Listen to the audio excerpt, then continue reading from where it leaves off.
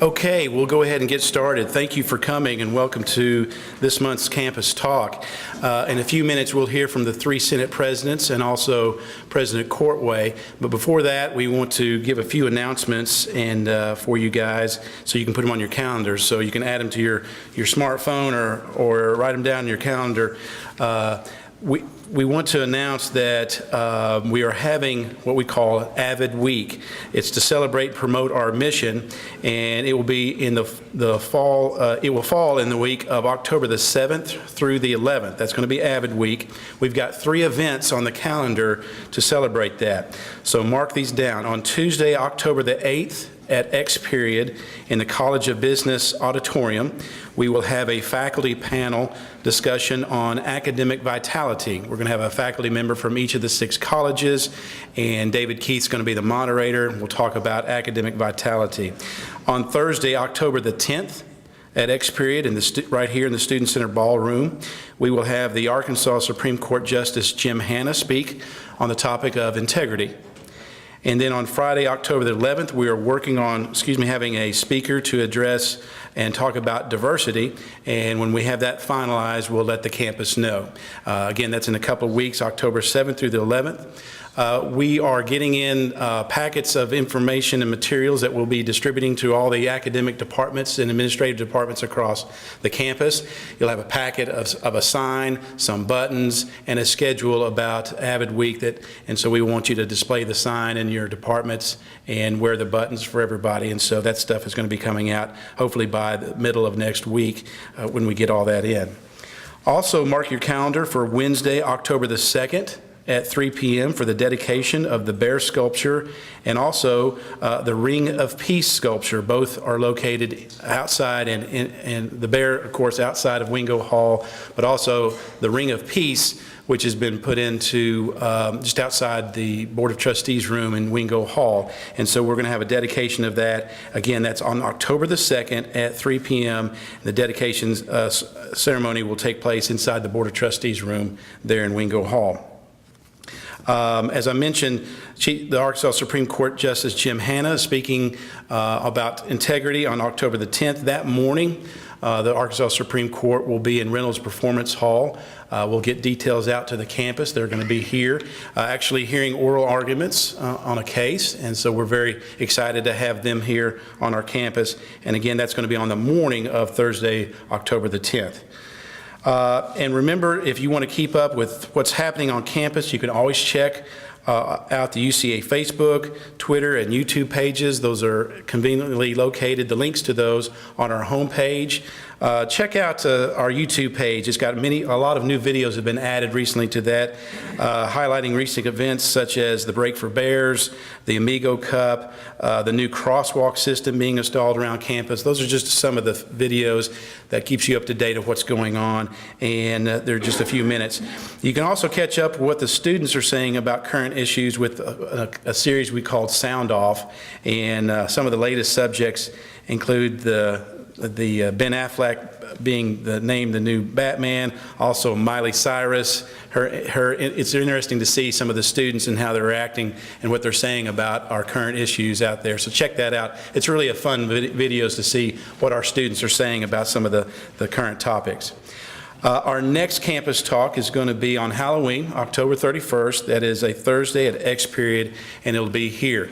We're trying to change it up and move them on different times because we hear, well, we can't make it to X period. Wish you would have it at a different time and date. And so today, is being a Wednesday. The next one's going to be on a Thursday at X period. And then probably either the one in November or the one in December probably will be in the morning times. And so try to give everybody an opportunity that may not be able to make it in the afternoons, the opportunity to make it at other times. And so I think that's all the announcements we have. We're going to hear from our 3 Senate presidents and then President Courtway, and we'll start with our Student Government Association President, Adam Price.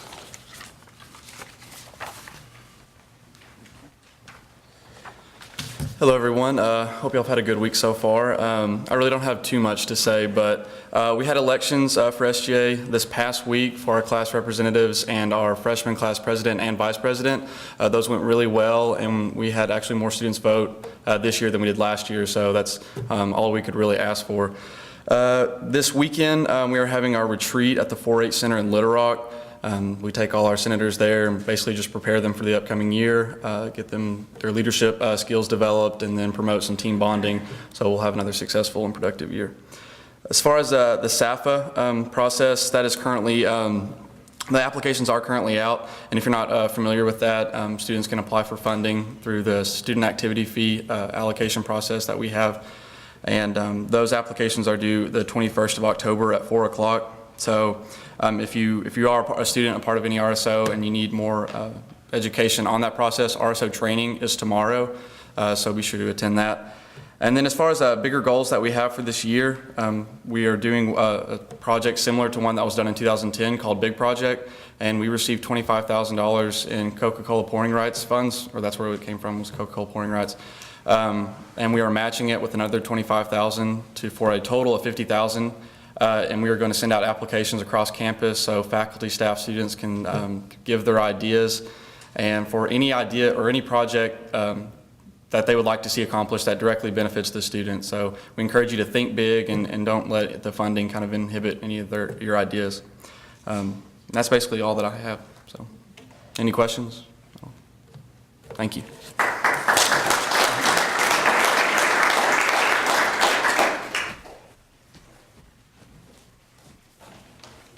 Good afternoon, everyone. I'm Lindsay Osborne, the president of the Staff Senate, and we got started off as staff senators on July 1st of this year is when everyone's term started. We do have 31 senators this year, which is an addition of 1 senator because of an increase in a division. So really excited to have that 1 extra person with us this year.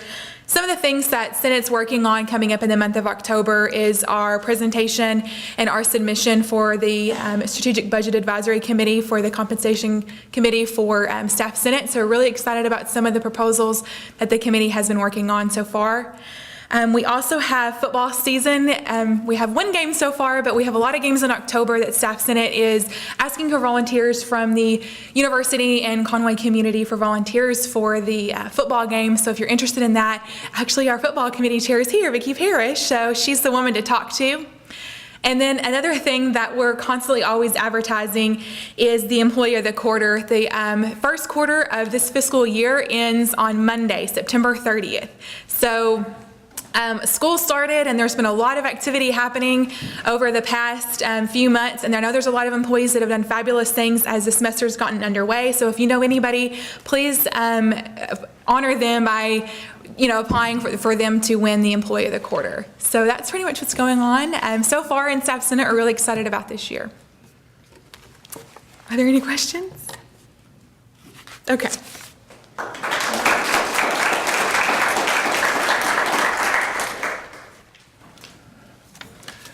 I'm Charles Watson, President of the Faculty Senate, and let me add my welcome to you to this campus talk. The Senate is beginning active work for this particular year. Our committee structure is beginning with 3 broad areas of work, broad areas of study: student retention, admission standards, graduation rate, sort of all lumped into one. That's not just a Faculty Senate priority, it's a priority with the board, it's a priority with the administration, but we hope that through looking at it through the faculty eyes, we can provide some insight into this that perhaps will help increase the retention, graduation rate, and so forth along those lines. I might just add that, as we've heard the President mention from time to time, a lot of the new money that we have on campus is going to come from student retention and the growth that we may have in that. So it's imperative that we begin to focus on this and begin to look at it in light of how it may impact salaries in years to come. The second thing that we're going to look at is the whole idea of online courses, distance learning, and tied in with that is going to be a role of instructional technology and the impact that IT has on the ability of our campus to offer distance learning courses and so forth along that line. The third thing is something that's probably been overlooked for a while, and that is the role and the impact that our part-time faculty have as far as providing instruction on our campus. The whole issue of compensation benefits will be looked at in a variety of different avenues, and hopefully to bring to light some of the issues that relate to that. The other major work that's going to take place throughout this year is work by our Committee on Committees and looking at the whole committee structure as it relates to how we do our business and the participation across the campus. As we begin to think about the whole structure of Committee on Committees, you may or may not know that there's approximately 65 committees that function, some more so than others. And if a committee hasn't met in 2 or 3 years, perhaps that's grounds for that committee not to continue to exist. After the Senate looks at that, then it will be forwarded to the Faculty Handbook Committee, which is chaired by the former President of the Senate, and Kevin Brown. Senior moment there, Kevin, sorry. And they will begin to look at the whole restructure of Chapter 7 of the handbook as we go along for this year. This is a critical time, and hopefully that during the seasons that we have to work, during the time that we have, we can make an impact, and that's what we're all about. And we want to be able to serve the faculty, to meet the needs of the faculty, and be able to address the issues that arise. I'll be glad to take any questions.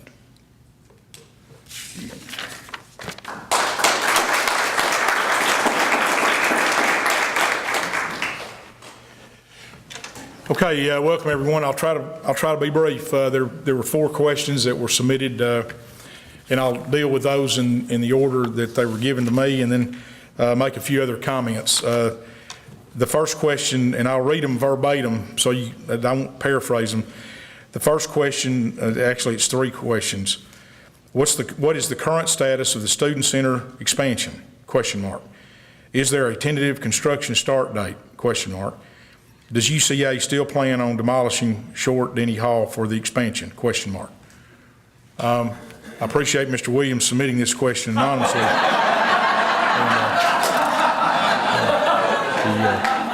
He did a great job. That Hendricks education served him well. But in all seriousness, there's nothing on the drawing board now. He is a great advocate for the wrecking ball. Not only the wrecking ball, but expansion of the Student Center. And that's something long-term maybe we have to look at, but there may be other ways to go about it, but right now we don't have it. The other on the planning board, I do think, and I'll talk about this briefly at the last of my remarks, I think some of the Greek Village buildings, when they're built, will take some of the pressure off the Student Center meeting rooms. There are other things we could do. So the final thing, and this is where Ms. Newton and I see eye to eye on, and Ronnie does too, in all seriousness. Mr. Williams is a great advocate for student services. He has been for many, many years. He has a vision for this. The only problem is he's going after a cash cow. Short Denny Hall is paid for, and it's a phenomenal source for housing revenue for the university. So, we'll have to look at it over time. Ronnie's done a great job advocating why we need the expansion. We expanded it, back during the Lou Hardin era, and once we expanded it, we immediately filled it up. So there's a huge demand among our student group, so it's something we've got to look at, but in the short run, there are no plans.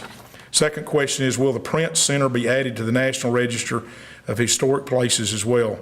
I had never thought about that. I guess we can visit. I don't know the criteria. Shelley may be able to. We can check. When was it built? 39? So it would be eligible. It would be eligible. We'd have to look and see what the external changes are. Right. That's the biggest difference. There's a lot of criteria that have to be met, so I don't know the answer to that, but that's certainly something that can be looked at. It's a great volleyball venue for those of you who haven't been. I went last Saturday afternoon, and we had a great crowd and a wonderful atmosphere to play volleyball, and very proud of that. And so anyway, it's a great old facility that's really been renovated well inside. The third question is, can the gate blocking the sidewalk at the intersection of Alumni Drive and Donaghy Avenue be removed? Question mark. It is an annoyance and safety hazard to those walking along Donaghy Avenue. Now, I take this to mean that as you're walking on Donaghy, going south, you come to the area and there's a fence that prevents you from going across Donaghy, but then it also curves and you have to walk around it to continue on a southbound manner. So we talked about it yesterday at the staff meeting, and I think we're going to look at it and see. What I don't want to do, if we pull it down, not the whole fence, because we have to make sure that faculty and staff and students don't cross in an area that's not a designated crosswalk, even though the College of Business is becoming almost a real popular place, Chief, to walk across. But I don't want to do anything that's going to encourage people to cross at areas that are not marked clearly as a crosswalk.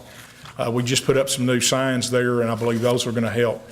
But we'll look at the, I guess it would be the fence that's running in an east-west direction that impedes your progress down the walk. We will take a look at that part of it.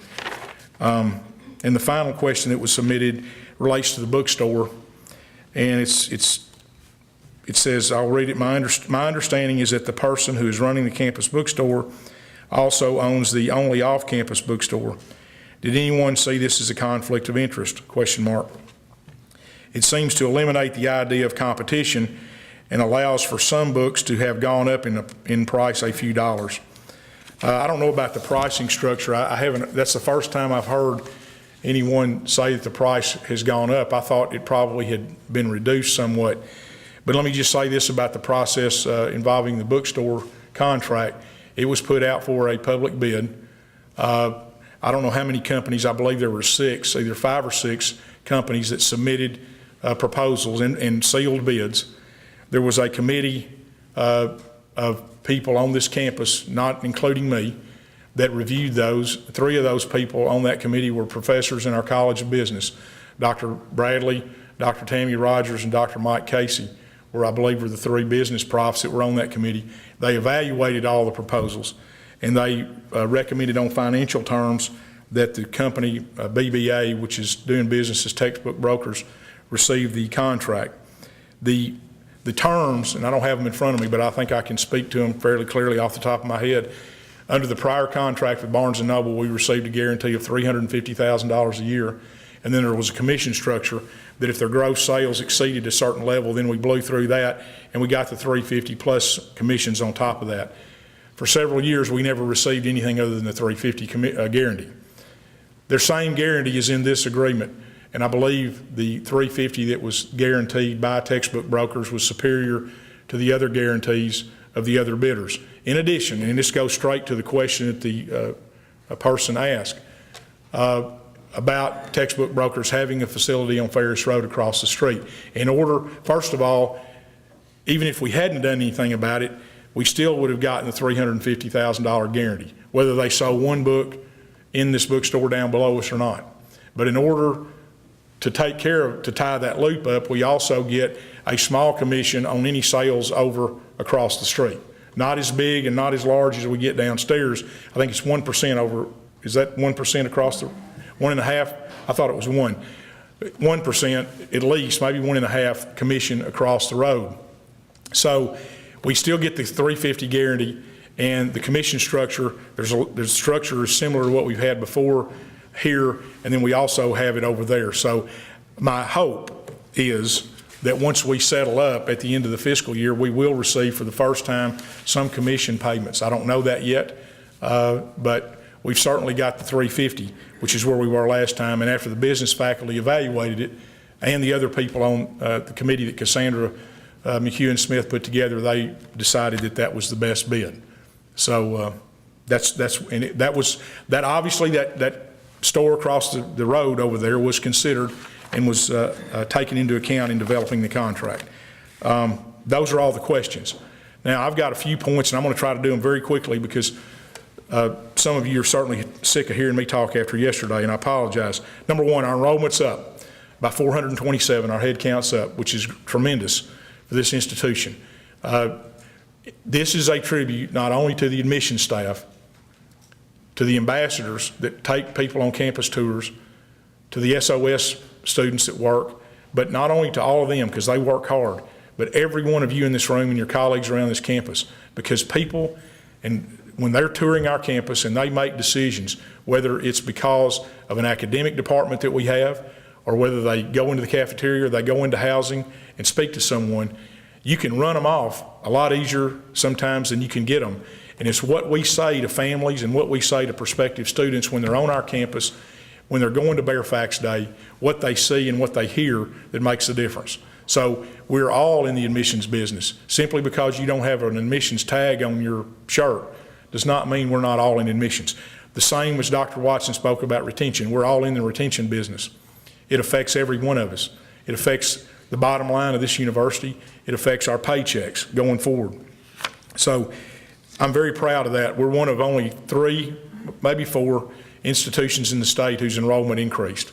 Fayetteville's went up, ours went up, Tech's went up, and I believe SAU had it reported a slight increase. The rest of the publics were down. UALR had to reduce their budgets, their non-personnel budgets by 10% already because of the drop in their enrollment. Next, the HLC visit, Higher Learning Commission visit, is November the 11th and the 12th. The Board of Trustees will be briefed on that visit at its October meeting, 2 weeks from this Friday. The board, I think all 7 of the board members are going to be here, Dean Hattelstad, for the lunch with the HLC team on Monday, November the 11th. So we're looking forward to that. Jeff's talked about Avid Week. I think we're ready to go. So stay tuned, and the board will be here. Third, the architect, and is it an engineering firm or just an architectural firm for Lewis? Both. We have a, I don't want to use the acronym A&E, but an architectural and engineering firm has been retained to do a basement to roof, wall to wall evaluation of Lewis Science Center. This has been ranked the #1 priority by the academic deans as the next thing that we have to deal with. It is critical, in my opinion, to the future of this university that we upgrade that. We've got to decide how much of that can be renovated and how much of it can't be saved, even with a renovation, and then what we need to do next to build onto it or somewhere else. That is ongoing. I hope that report is in our hands and before the Board of Trustees by the end of this calendar year. And we really anticipate that. Next, we have, the board yesterday approved an architectural contract for a design and a site location for a nursing and communication sciences building. That's still a little bit further down the road, but we got to start looking at it, how it would look, where it would sit on the ground, and approximately how much it would cost as we move ahead. Over the summer, we had a group, and I believe they were all computer science, were they all computer science students that went to the Microsoft imaging competition in St. Petersburg, Russia. If you were gone and didn't see it on the news, the 2 professors that went with them and the 4 students represented this institution very well, and we're very proud of that. We got a lot of good coverage out of that. Monday night, we had the world premiere. Dr. Brown sat right behind me and laughed, and I couldn't hear part of it, of The Sympathy Pains, which is an 82-minute feature-length film that was shot, written by Joe Dull over in digital filmmaking, and was shot in 31 days using our faculty and students and on a $7,000 budget. And Dr. Runge and his wife and my wife were there, and there was a good crowd. And I think it really, it really sort of, you can hear and you can see and all that, but once you go see a film and you see, my goodness, they did this on that budget in 31 days, it's really magnificent, and it's a great thing for the institution, and I think it'll be entered in some film festivals around the state. Jeff already spoke about the Ring of Peace and the tree dedication. If you haven't been to Wingo today, you need to, tomorrow or sometime during the rest of the week, walk over there and go in right outside the Board of Trustees room and see the sculpture that Brian Massey has done. That was one piece of wood. And it's really amazing. As someone who doesn't know a lot about sculpture, it really is impressive. And I think when he speaks on the 2nd and tells the symbolism and the story behind how he came up with that, it'll be very impressive. We're also going to, Jimmy Bryant and I have talked today, we're also going to have to try to have some veterans there at that ceremony to commemorate that. Let's see, real quickly, a few other things. We're moving ahead with a bear to be painted in the street at the corner of Bruce and Donaghy. Our goal is to get it done by homecoming right at Papa John's corner. I figured we talked about it, and if we can have Toadsuck Square, I don't know why we can't have a Bear Corner. Dr. Teague has been very influential and instrumental in that, and we've worked with the city, and it's really going to look good. The face is going to be actually facing south, the latest design on that.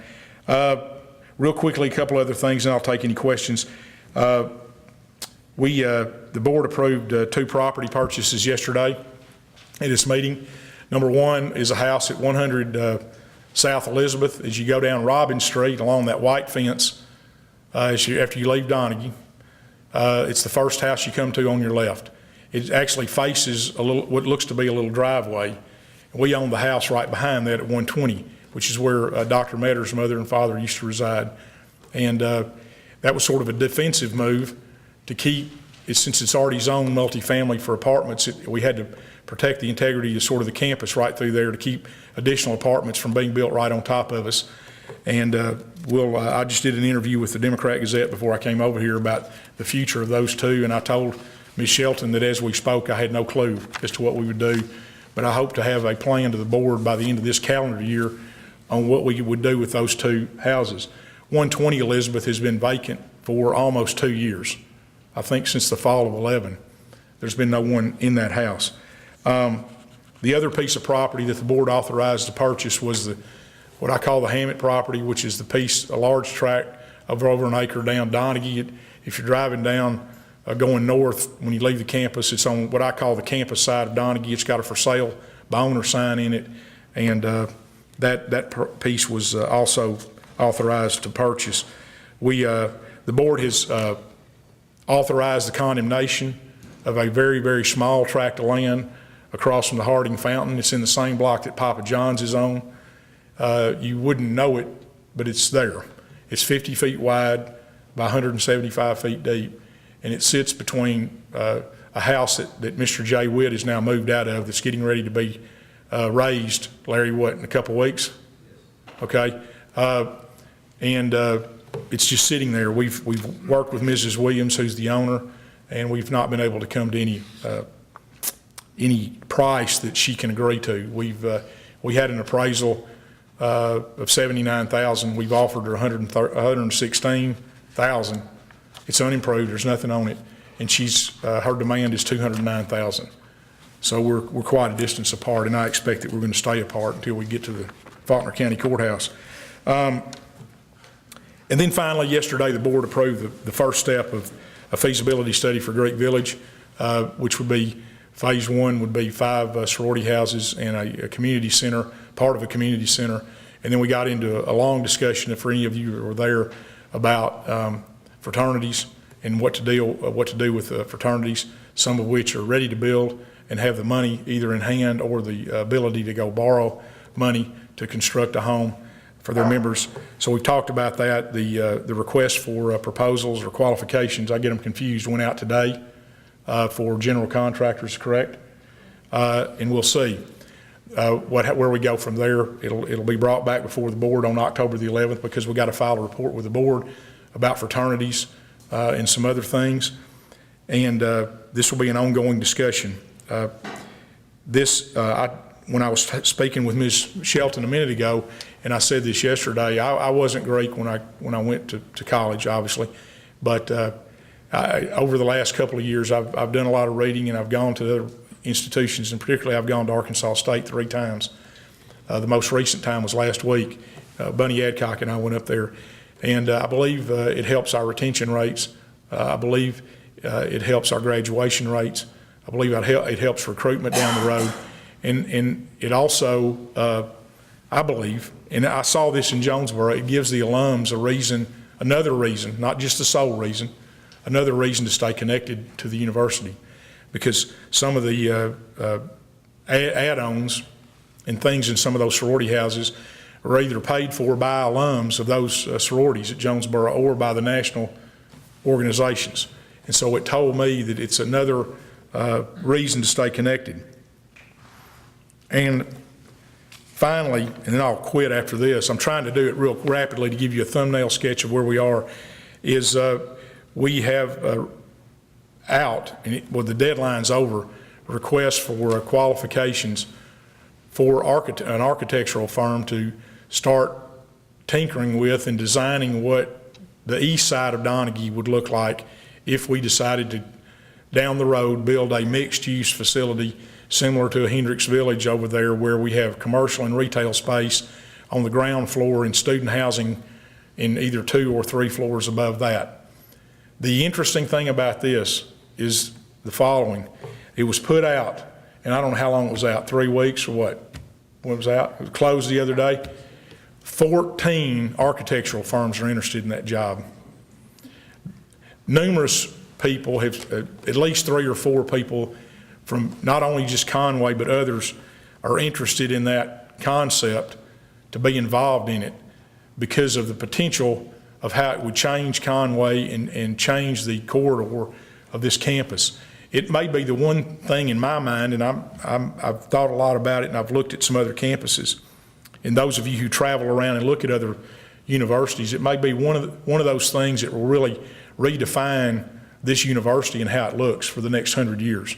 It sort of brings it all together as a true university, like with a boulevard and a sandwich shop and some other things and across there, where you can go and sit and read the paper, read a book, visit with your friends, maybe have a sort of a destination after a play or after a concert or after a game, if we can pull all that off. That's not something that may be done in the next year or so, but it's something that I believe really has some potential to make UCA a significant university in the state, which we already are, but really, give us some pizzazz out there.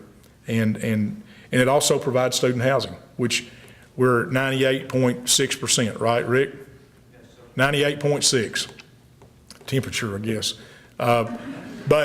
But seriously, we were running over 100% capacity most of the summer, and then you get no-shows and you get ins and outs and all that. So we're right about now. We're about at maximum capacity housing-wise. So as we move down the road and move ahead, there'll have to be some consideration given to additional bed space at some point. I think that's it. Is there anything I've failed to cover? What, the Katie Henry farewell tour? Well, yeah, Ms. Henry, for those of you who don't know, is leaving the employment of the university full-time, although she's going to be helping from home part-time to read over board agendas and other things effective at 4:30 Tuesday, although if I don't hurry up and hire another lawyer by then, maybe she'll hang around for a day or two more. But yeah, we've certainly appreciated her service, and she's someone that, it's like I said yesterday, one of the great things about Conway and higher ed, we have 3 institutions of higher ed. That's what's kept Conway. I moved here in 1961. The constant turnover and the constant influx of new ideas, new people from all over, not only the state, but the country and the world, has made this city what it is. It's really unique. And so one of the benefits of working at this institution is you're sitting there at your desk and all of a sudden the door opens and someone comes in and says, I want you to meet your new law partner. 5 years ago, I'd never laid eyes on her, didn't know who she was. And we've developed a professional friendship and relationship for the last 5 years and 2 months that's extraordinary. So it's sad on my part, sad for all of us to see her go, but she's done a great job, just like every one of you do. Just like when you leave, whether you move on or you retire or whatever, UCA is sad, but we move on, and there are other Katie Henrys out there. It's going to take me a while to find one, but I'll find it, and him or her. So, I'm proud of where we are. I'm proud of our financial statements. Our audit went before the legislature without any dingers on it. We didn't get written up for anything for FY12. We hope for FY13, the same result. So we're very pleased with that. And that's a credit to Diane and her staff and not only that, but everybody here. Because they don't make the decisions day to day in every single office out here. Y'all do, and people that work beside you do. And if you make the wrong decision, then we get dinged. If I make the wrong decision, we get dinged. So all of us should take great pride in FY12. The auditors looked at us and said, you did well, and wrote a very complimentary letter back to the institution that I sent to the board. So, we've got some challenges as we move ahead. We want the HLC visit to be good. We want to put our best foot forward. We want them to go out of here saying they got it, they read it, they understood, and they're moving on. And we're going ahead, and we're very proud of the University of Central Arkansas and what they've accomplished. Okay? And then we want to have a good semester, and we want to recruit another good class of incoming freshmen that will be here. So that's all I have. Any questions? Have you set the date on your deal yet? Yeah, we're working on it. You better get to work. That's it, we're working on it. Give you the word yet? Give me a date. Shortly, soon, we're going to have, and some people can call it corny and go ahead, and I don't care.